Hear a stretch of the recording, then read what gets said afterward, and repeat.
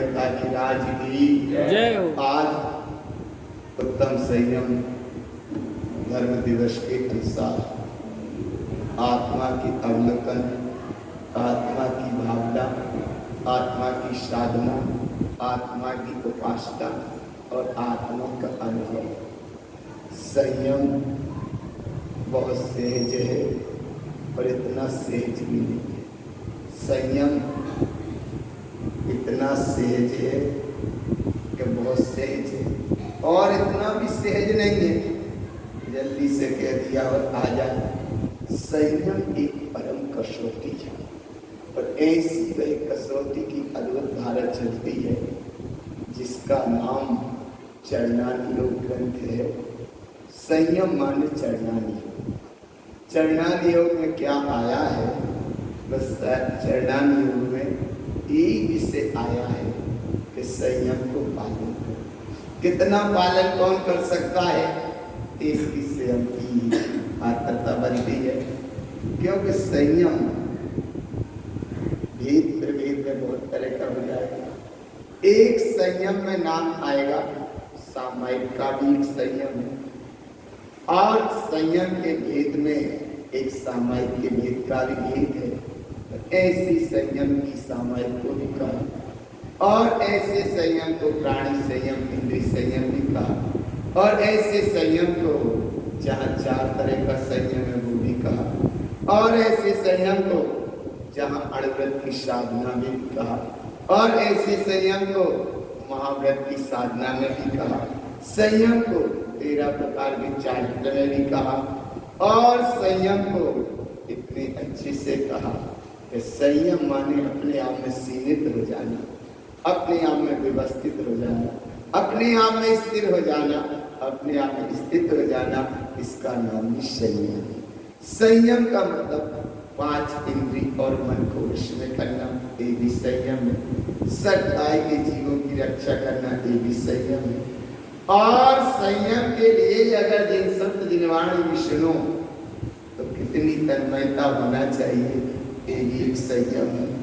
कितना वर्तमान के समय का अनुभव हमको होना चाहिए, ये भी एक संयम है। और छोटे छोटे से भी संकल्प लो, ये भी एक संयम है।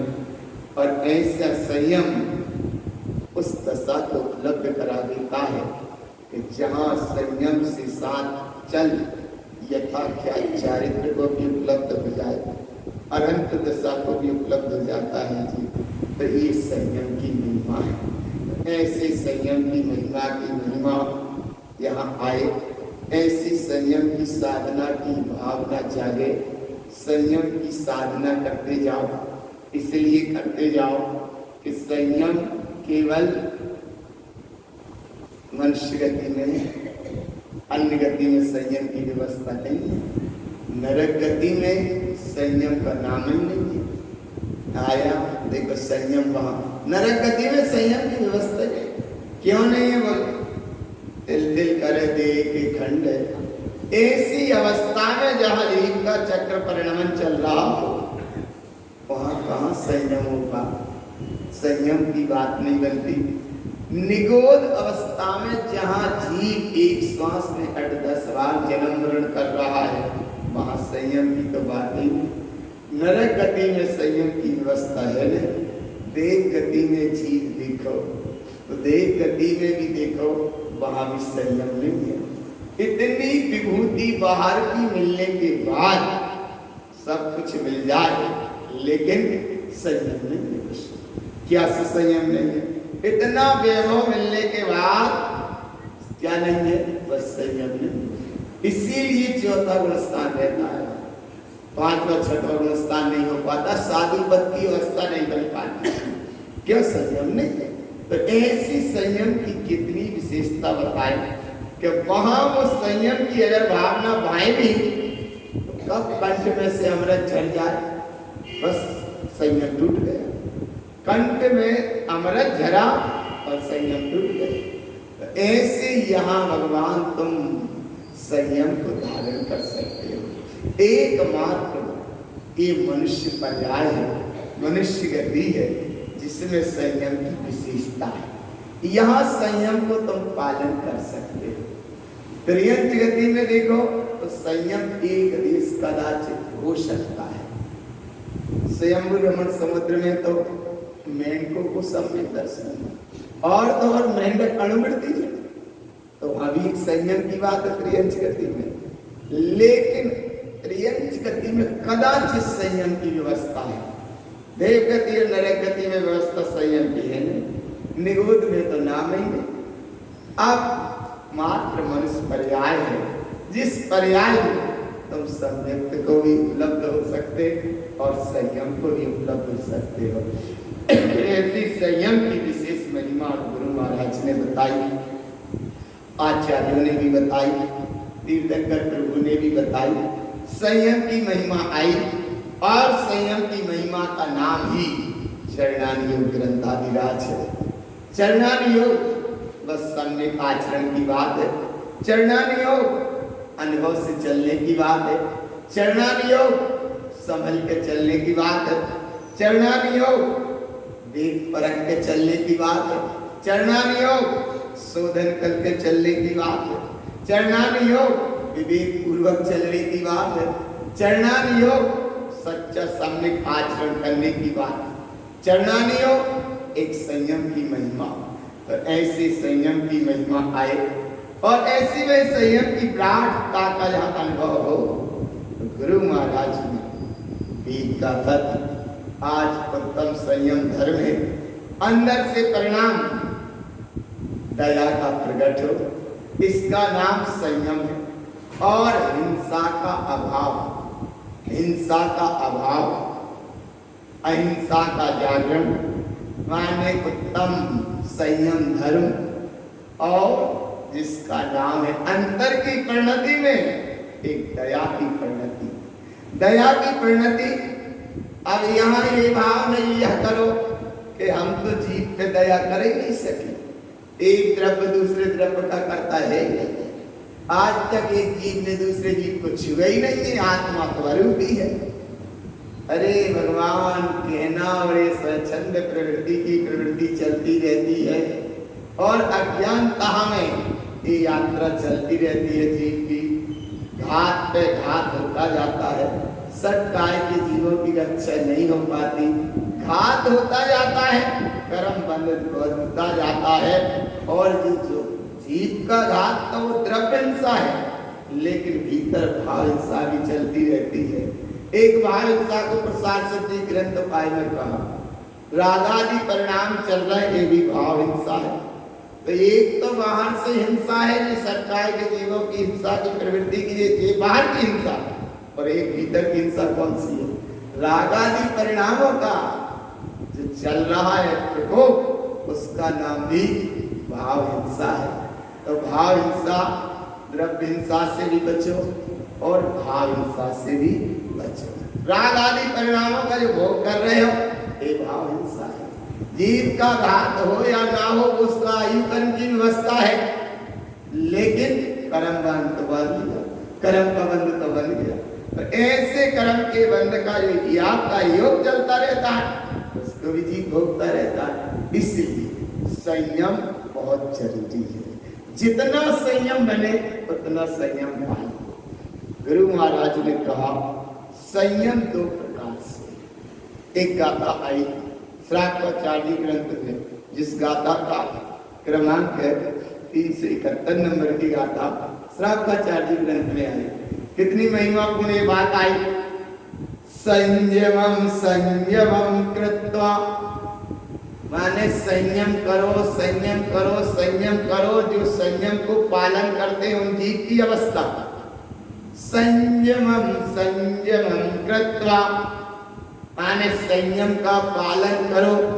कैसे करें? तो वो संयम का स्वरूप बताया। संयमम द्विविधम भवेत। संयम दो प्रकार का होता है। कितने प्रकार का? दो प्रकार का। कितने प्रकार का? दो प्रकार का। अब दो प्रकार के संयम को कैसे कहा? इंद्रियाणाम मनोनाथ।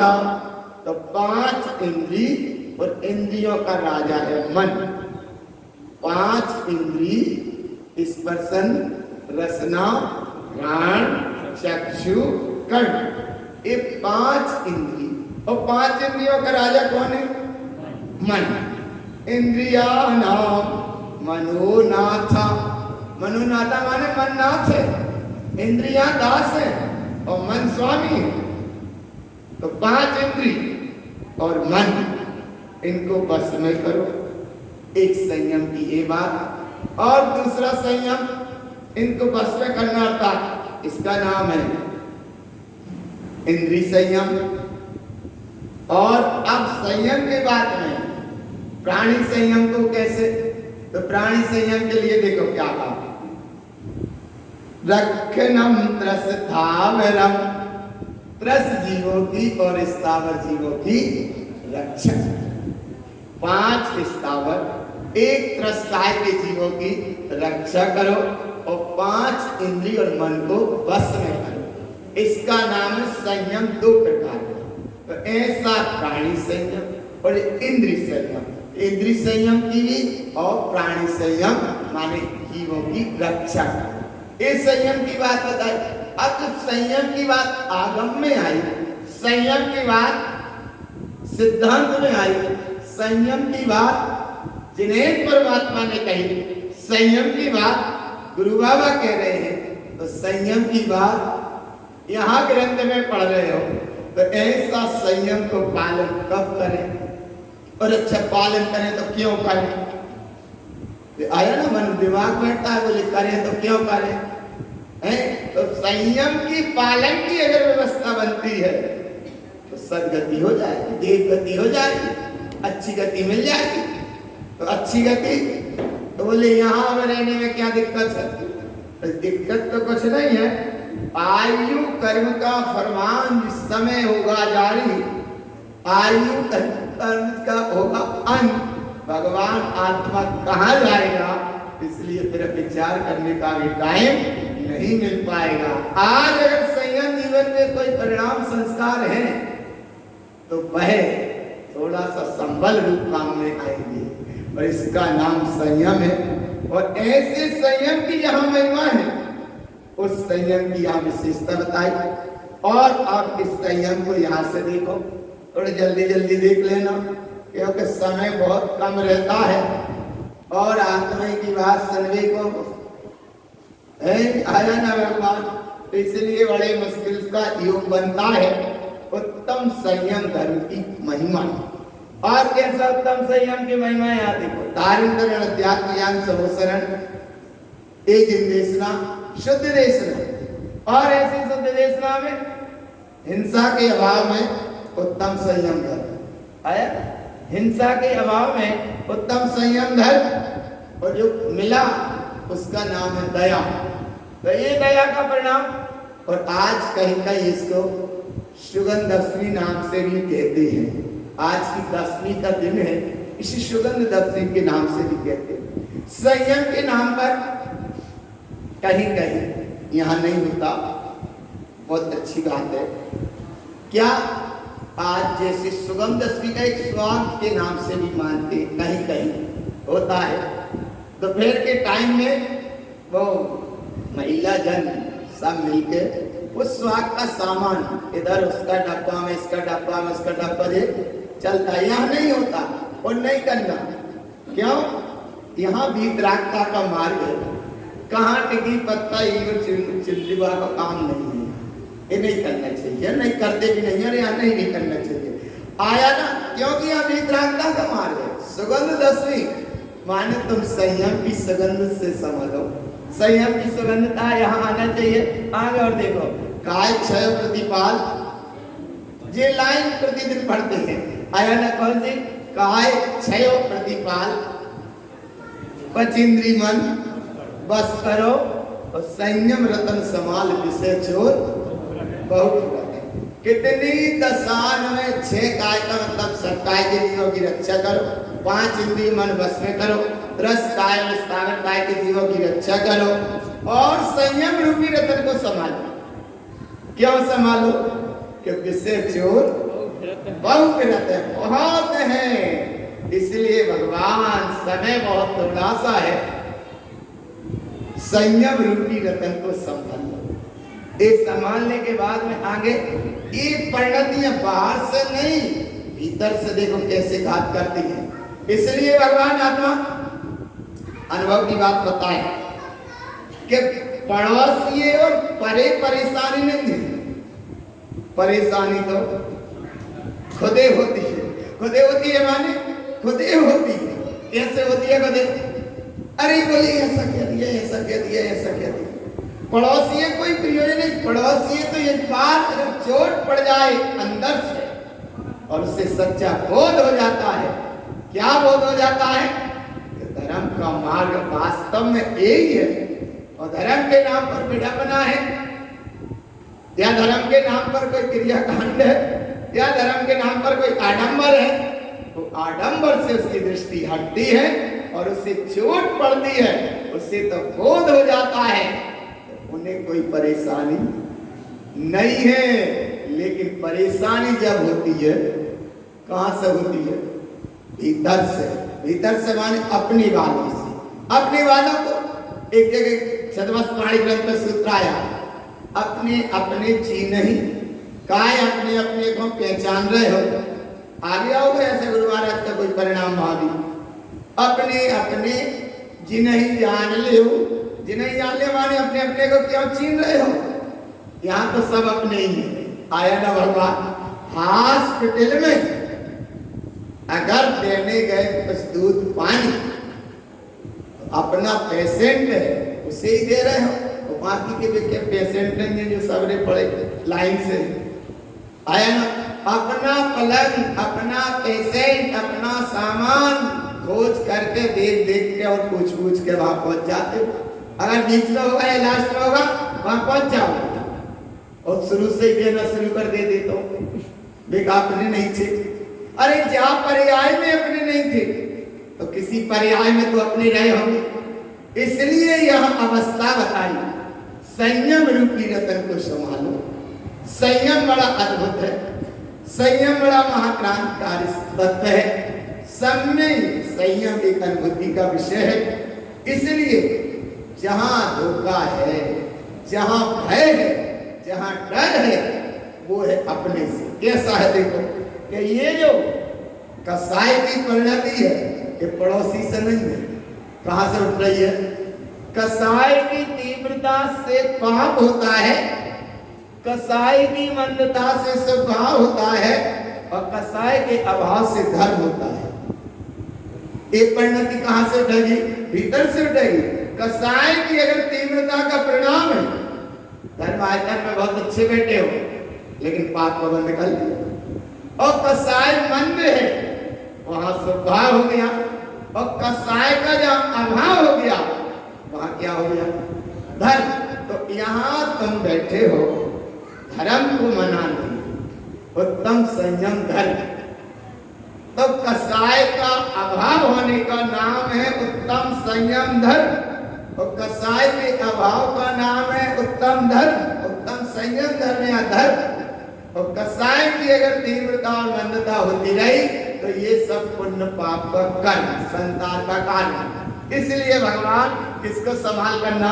बाहर से जीवों की रक्षा करो और अंदर से ये परिणति की संभाल करो कि कहीं कसाई का टेम्परेचर हाई ना हो जाए। आया ना?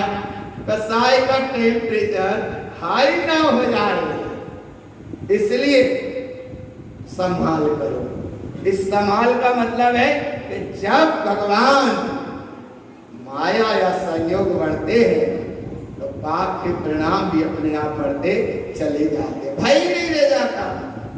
इसलिए भगवान संयम को पालना और संयम की महिमा अगर पालने में आए तो ये सामान्यतः इसी अवस्था में संयम पलता है। ज्यादा रहीसी का क्रम बन जाए तो वो संयम पालने से फिर बिल्कुल बहुत दूर हो जाती, क्योंकि पहले का समय अलग था और आज का समय अलग है। पहले राजा महाराजा उनने देखा दर्पण के सामने खड़े हैं, बाल सफेद हुआ, उनने दर्पण में देखा बेराग आ गए, चले गए। आया ना? और सम्राट चंद्रगुप्त के बाद राजा मुकुटबद्ध राजा कोई भी मुनि नहीं हुआ। आया माने अब उस दशा को उपलब्ध देखना।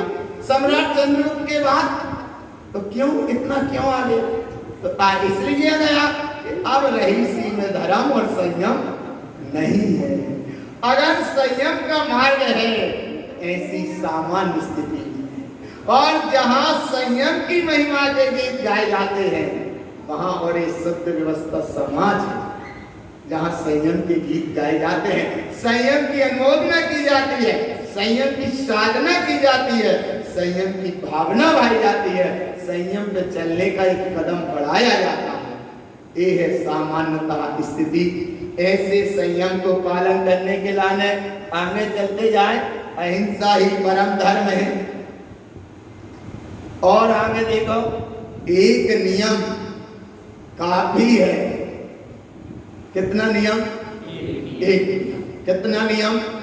एक। एक नियम काफी है आदमी उठाने को और एक कर्म काफी है नजर से गिराने को। एक कर्म और एक नियम कितना उत्कृष्ट है।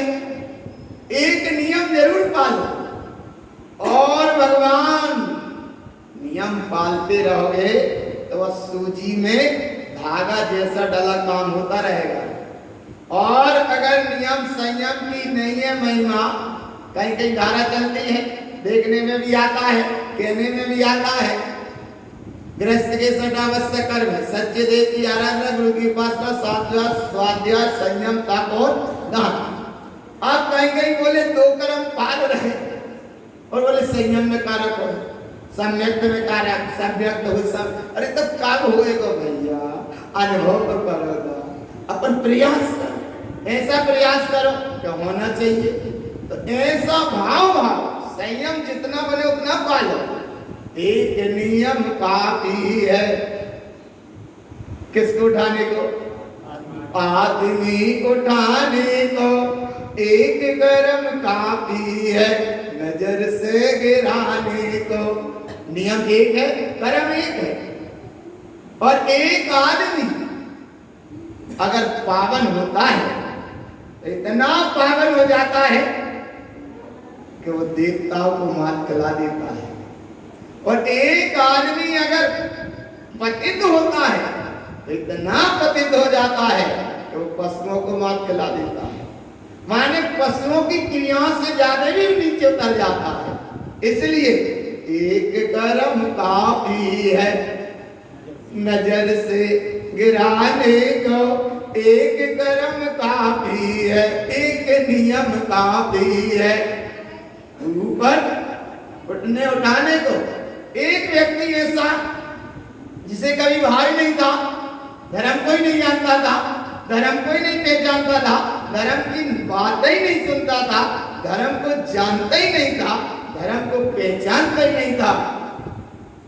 कहीं पड़ोस में कोई साधु रहता हो, उस साधु का संयम मार्ग का मार्ग होगा और वो देखता था एक पड़ोसी बिल्कुल ऐसा है, ना तो धर्म जानता, ना धर्म की महिमा ऐसे, ना धर्म का ऐसे रस है। धर्म की ऐसी बात बताते हैं लेकिन सुनता ही नहीं, पीरियड इग्नोर कर देता। बार बार उसने प्रयास किया लेकिन वो माने ही ना। लेकिन जैसे तैसे कदाचित एक राग का परिणाम आया, इसे कुछ तो बताओ, पड़ोसी के नाते थोड़ा सा तो समझाओ। एक दिन उसे बैठा के मिल गया, बोले तुम एक काम करो, थोड़ा सा नियम लो, व्रत लो, संयम मार्ग पे चलो, धर्म मार्ग पे चलो, जीवन निकल जाएगा, कुछ नहीं कर पाओगे। अरे बोले ये ना बात मत करो, ये तो बात ही मत करो। तो उससे बोले एक काम कर दो, कछु नहीं कर सके, इतना काम कर, कछु नहीं कर सके, तेरी रुचि बता क्या है। बोले सुन, रुचि एक है। क्या रुचि है? रुचि बस इतनी सी है, साधु तो अपना कह उसे बता के चला जाएगा, लेकिन बोले एक काम कर, तेरी क्या रुचि है? तो बोले बस एक रुचि है, सामने एक कुम्हार, तुम अपने अपने घर में समझ लीजिए, कहीं के बोले ये सामने घर है कुम्हार का और उसके यहाँ एक गधा। अच्छा, बोले ये क्या? हाँ बोले बस इतना ही काम। बोले क्या है? तो बोले बस एक बात है, उस गधा के जो माथे पे चंद्रमा बना है वो अच्छा लगता है देखने में अच्छा। अरे तो बोले एक काम, एक नियम काफी है आदमी उठाने को, एक काम कर, रोज तू नियम पूर्वक देखा कर, पाने का अच्छे इतना काम तो कर लेंगे, इतना काम तो कर लेंगे। तो बोले पक्का कर, बस इतना ही काम कर। साधु तो चला गया, एक नियम का भाव बताकर वो चला गया, और वो भी बड़ा ईमानदार था। रोज वो अपनी क्रिया ऐसी करता रहा, देखता रहा, करता रहा, देखता रहा, करता रहा, देखता रहा। एक दिन का समय ऐसा रहा, वो दोपहर के समय आया होगा और उसने देखा कि मेरा नियम आज टूट ना जाए।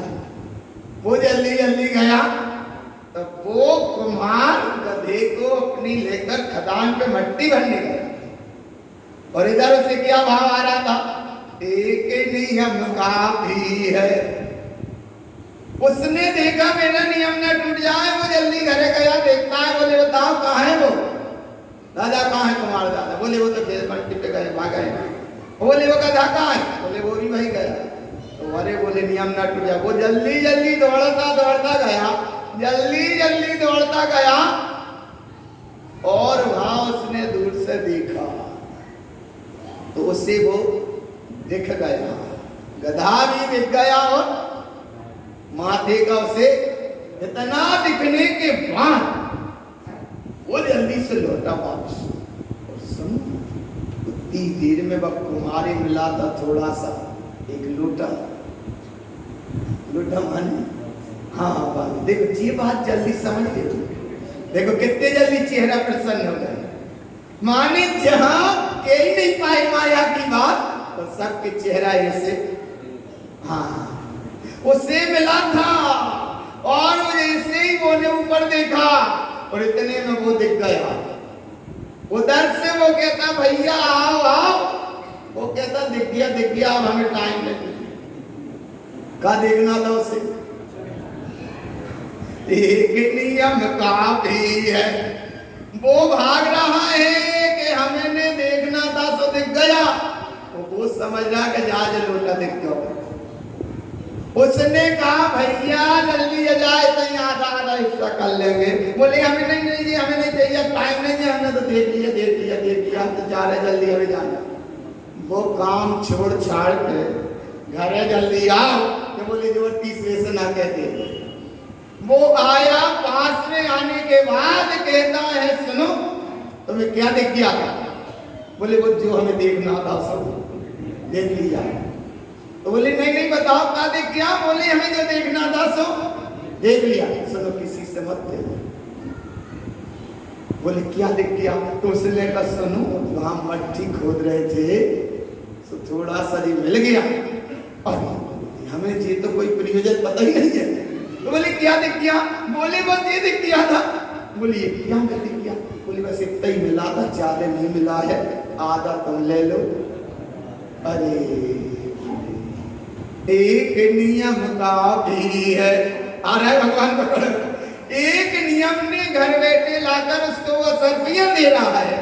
वो कह रहा कि हमारा नियम है, हमें तो लेना नहीं, लेकिन वो देने को तैयार है, वो लेने को तैयार नहीं। और उससे अंदर चोट पड़ी। क्या चोट पड़ी? एक नियम काफी है आदमी उठाने को, और एक कर्म काफी है नजर से गिराने को। कुम्हार को मिली है सर्फी, मानो उसका एक कर्म वो नजर से गिर रहा है, और इसका था एक नियम ये ऊपर उठ रहा है। इसलिए एक आदमी उठता है तो बहुत ऊपर उठ जाता है, एक दाव को मात खिला दे। और एक आदमी अगर गिरता है इतना गिर जाए कि पशुओं को भी मात खिला देता है। उसने वो तो नहीं लिए सर्फी वगैरह, वो गया साधु की खोज में, और चला गया वो साधु की खोज में। बोले वो साधु मिल भी गया। बोले क्या बात है? बस बोले समझ में आ गया। क्या समझ में आ गया? एक नियम काफी है। बोले मेरा जरा सा नियम था और वो नियम के फल का आज प्रतिफल ये मिला, लेकिन मुझे वो सब भी धन दौलत से कोई प्रयोजन नहीं। शायद मैंने एक नियम लिया था तो ये धन दौलत का खजाना मुझे मिला, और तुमने जो नियम और बता रहे थे वो नियम और ले लिए होते तो ना मालूम कौन सा अमृत का वैभव का खजाना मिल गया होता। उसने तो कोई बात नहीं, जब ही जागे तभी सवेरा।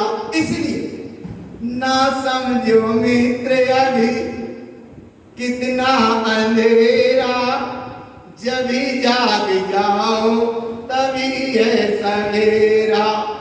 गई सो गई मत गई को बुलाओ, नया दिन हुआ है नया पग बढ़ाओ।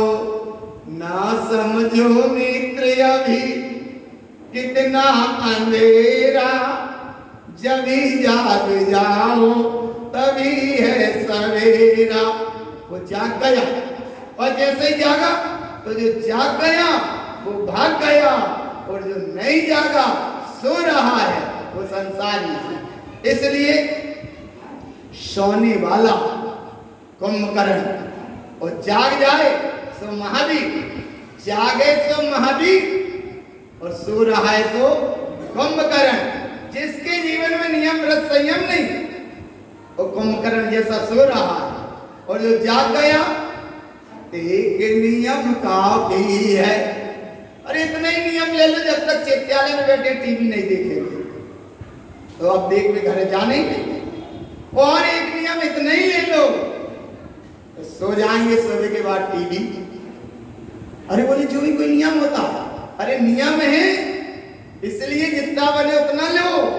एक नियम उस परम दशा को पहुंचा दे। आगे चलते हैं, नियम की बड़ी महिमा है, पूरा समझना, इसलिए फटाफट जो है काम फटाफट का। मोक्ष मार्ग में लगो ए भैया, इधर उधर तुम मत भटको, जो है काम। तो कब ले हो नियम व्रत संयम? अब बोले जब हमारी आत्मा गोल है, तो आत्मा का गोल है। बोले अब जब बोल जाए तब, तो अब ये सब पिंडा न कर। यहाँ देखो, आगे चलो, संपूर्ण विश्व में अगर प्रभावना है उसका नाम है संयम धर्म, धर्म की प्रभावना।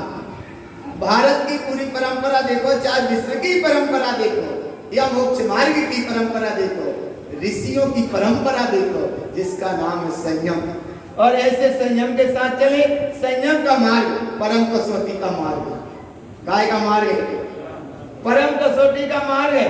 संयम के अभाव में प्रत्येक इंद्री अपना अपना विषय मानती है। संयम के अभाव में प्रत्येक इंद्री अपना अपना विषय मानती है। क्या मानती है? रसना इंद्री कहेगी भोजन की व्यवस्था होना, कर्ण इंद्री कहेगी अच्छा बढ़िया, अरे भाव पकड़ में आ रहे, भोजन कर रहे हो, रसना इंद्री का क्रम चल रहा है, अच्छा बढ़िया कुछ लगा दिया, गीत संगीत भजन, तो कर्ण इंद्री का विषय भी चल रहा है।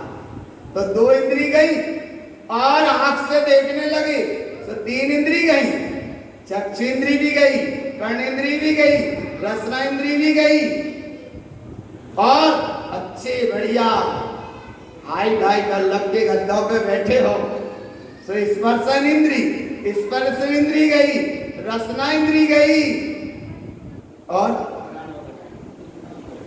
कर्ण इंद्री गई और चक्षु इंद्री गई। अब कौन सी बची? चाहिए बचा लो, नहीं आ रही समझ? कौन सी इंद्री बची? नाक माने घ्राण इंद्री। चार इंद्री तो चली गई, प्रत्येक इंद्री अपना अपना विषय मानती है।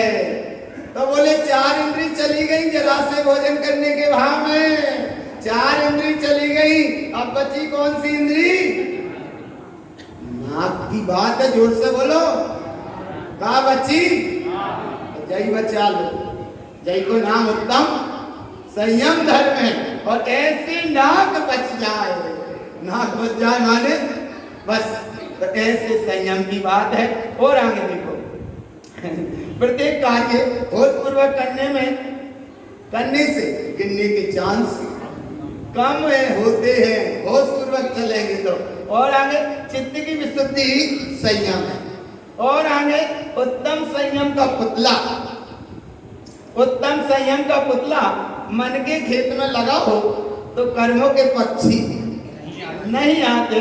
उठो, संयम को जल्दी से धारण करो, क्योंकि समय बहुत, हाँ देखो जल्दी से कह दो, समय बहुत, हाँ इधर देखो ना, चित्त की निर्मलता के अभाव में चारित्र शुद्ध कैसा होगा।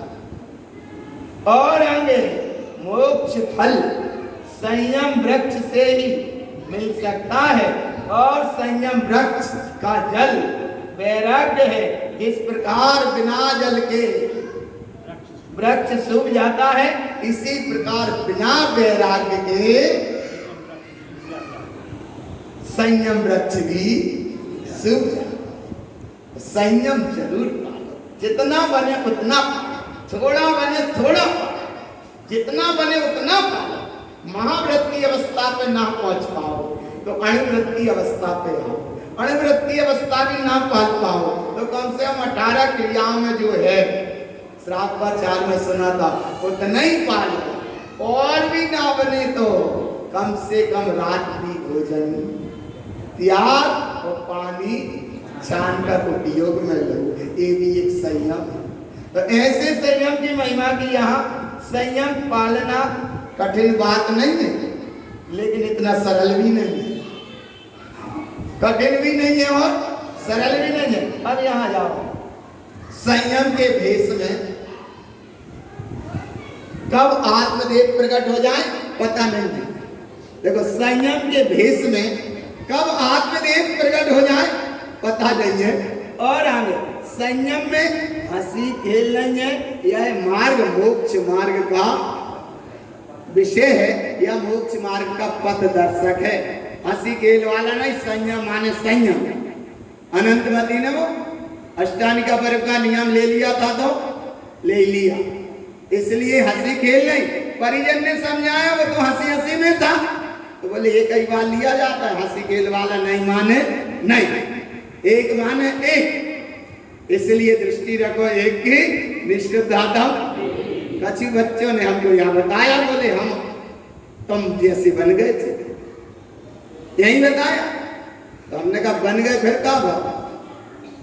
तब बोले वो तो बन गए थे, तो इसलिए कोई बात नहीं। इधर देखना, यहाँ देखो, इसलिए यहाँ देखो भगवान ये हंसी खेल नहीं, बन गए सो हाँ भगवान। इसलिए संयम की महिमा आगे देखो। संयम के दो भेद हैं, एक प्राणी संयम और एक इंद्रिय संयम। गुरु महाराज की गाथा अभियान पढ़ी थी हमने, कितने अनुभव से बताई।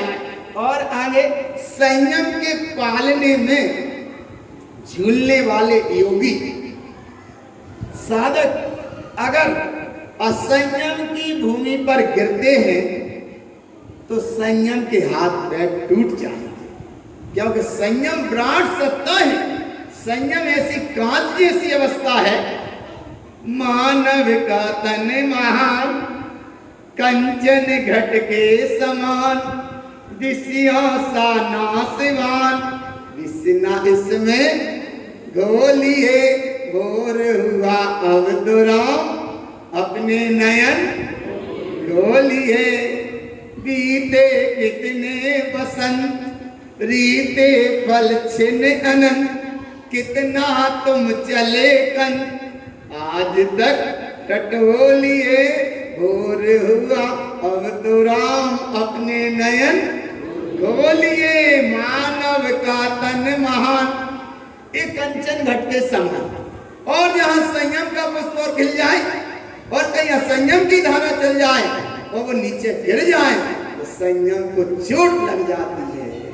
इसलिए भगवान ये संयम की महिमा, ये संयम की विशेषता है, ये संयम की कृष्णता है, ये संयम की धारा है। और ऐसे संयम की महिमा के लाने बार बार यह कहा, संयम की प्रार्थना से बचना यही आत्म प्रभावना है। और संयम के नीर को पीने वाला, संयम के नीर को पीने वाले तारण पंथ महावीर, ये तारण करण के अनुयायी। जहां आनंद की अनुभूति नहीं, वहां संयम की शुरुआत भी।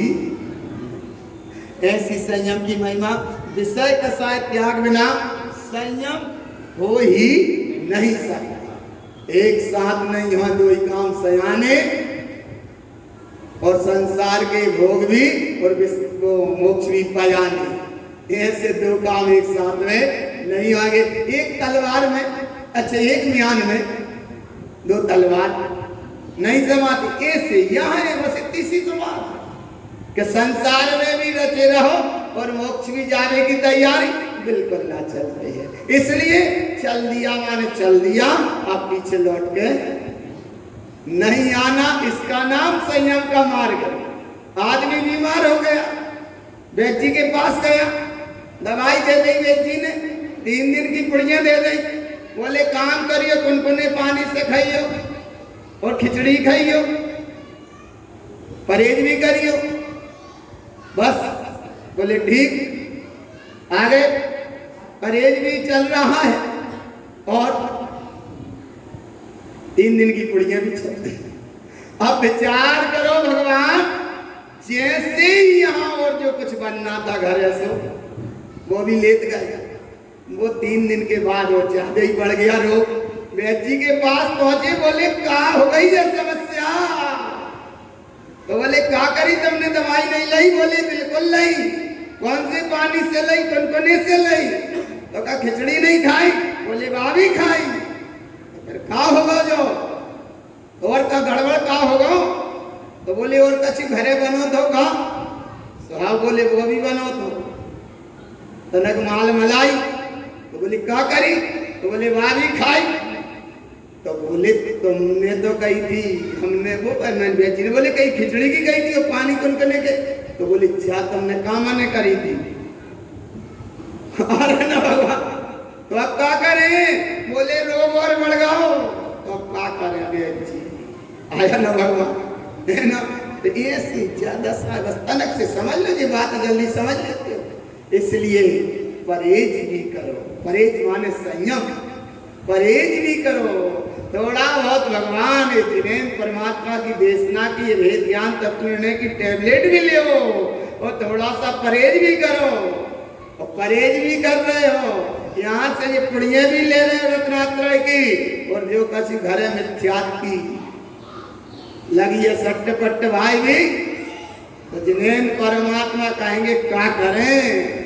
आया ना गुरु महाराज कहेंगे क्या करें? तो बोले सुनो क्या करें? चिंता ऐसी डाकनी काट कलेजा खाए, वो संत बिचारा क्या करे, कहाँ तक कथा सुनाए।